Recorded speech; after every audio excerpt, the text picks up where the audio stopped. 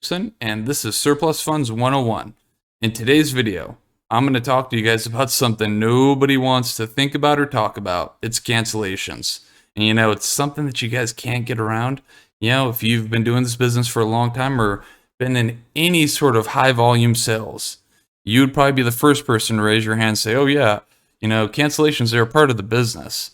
And so you guys, cancellations are something you guys can't get around.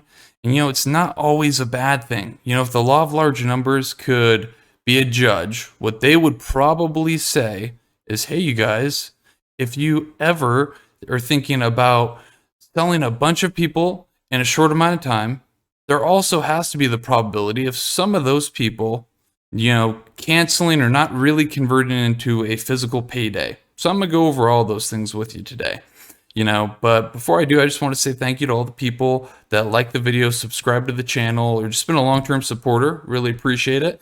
And if you guys haven't gone and gotten my free mini course, there's a link in the description. You guys can click it. It's an instant access product. You guys can start learning and training right away. I know a lot of you guys are brand new. You guys might not know what to say, who to talk to, or what to do first. So this is going to give you the exact step-by-step system on exactly what you need to do in order to go and get your very first deal done. All right. Now, with that being said, let's get into the content. Okay, so the very first thing I want to talk to you guys about in regards to cancellations are just some pros and cons. So the very first con is it's something you guys can't get around. If there's ever enough good in life, there has to be some bad. It's the yin and the yang. Okay, so it's something you guys can't avoid. So it's better just to have a certain protocol on how to handle it when it comes up. Okay, now the very first pro of this is usually it's going to happen before the notary gets out to the house to deal with the claimant. So, aka the notary doesn't go do the job, you don't have to pay him, aka no money goes out of your pocket. So the expense that you usually would have to spend on a deal, it really gets reduced to almost nothing. And so that is a big plus there. Second thing, it's just a sign of being successful. Okay, you guys sell enough people, a cancellation every now and again shouldn't be something to worry about. So don't lose any sleep. Don't think it's the end of the world because some deal just somebody doesn't want to follow through and go to the end zone with you as far as getting the deal done and everything verified with the state and getting the money released and everything else that kind of encompasses just a complete transaction. Okay. Now, what I want to show you guys are a couple, it's just a scenario, but here's a couple different people and their weekly production. This is a scenario where 3 people are given the exact same quantity and quality of leads and their production for a full work week, and just how I evaluate cancellations and how many somebody should have or shouldn't have. But really quick, let's just go over this. The gentleman here on the left, he gets 3 sales a week and he never has any cancellations. Okay. Gal in the middle, she has 8 sales a week and 1 cancels per week. So she keeps 7. This right here is golden. And then right here on the right, you have a gentleman, he gets 12 sales a week, but 10 of them cancel. This is a big no-no. Okay, big bunch of red flags here, even with super high production. But let me go through each one of these people and give you my thoughts. Okay, scenario number 1, no cancels. Okay, here are my very first thoughts. Okay, how much money are you leaving on the table? Okay, if you're having that low of sales and none of them are canceling, okay, you are probably just going and finding the laydowns, the people that are just begging for you to do work with them.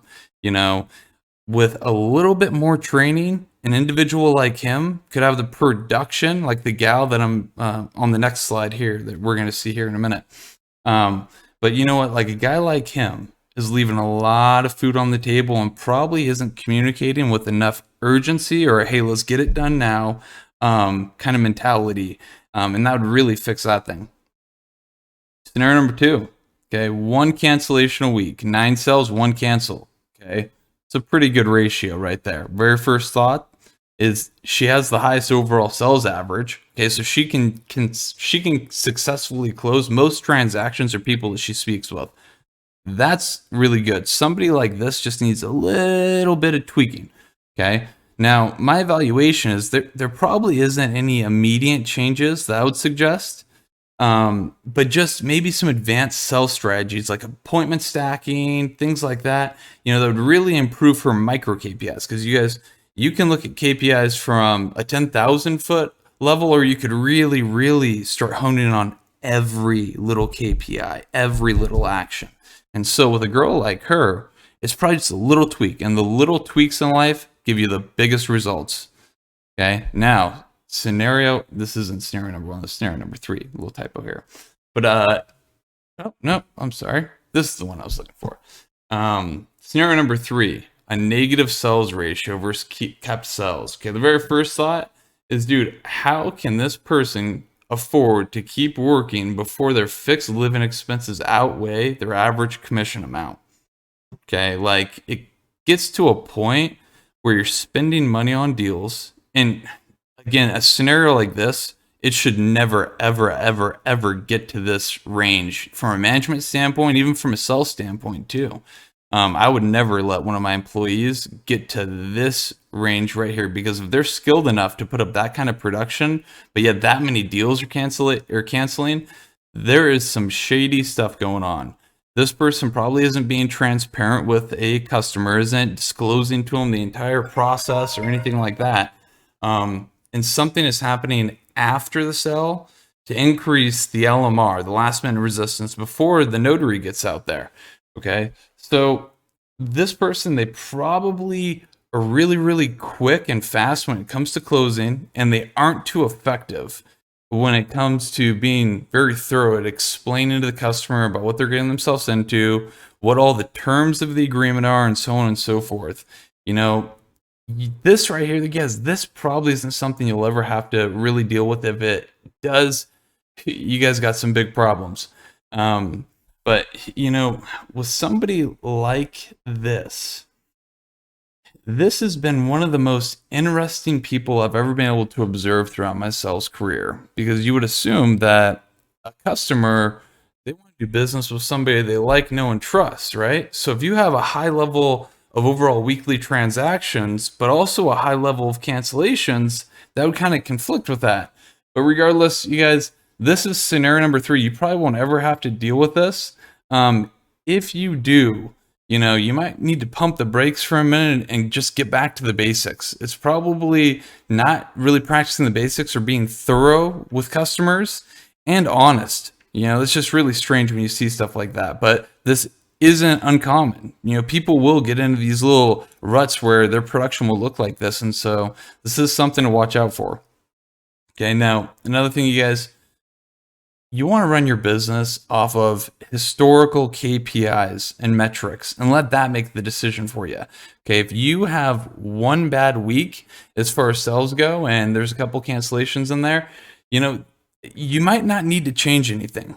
Okay, I know in the moment you freak out and you start overthinking things, and you want to think that you might need to change the way that you communicate the script to the potential claimant, or just any part of the process. I mean, the human mind, when it comes to sales, is really quick to think that you need to make changes all the time and things like that, and you probably don't. Okay, I would take your 8-week sales average, okay, and I would see how bad that gets affected by your work production.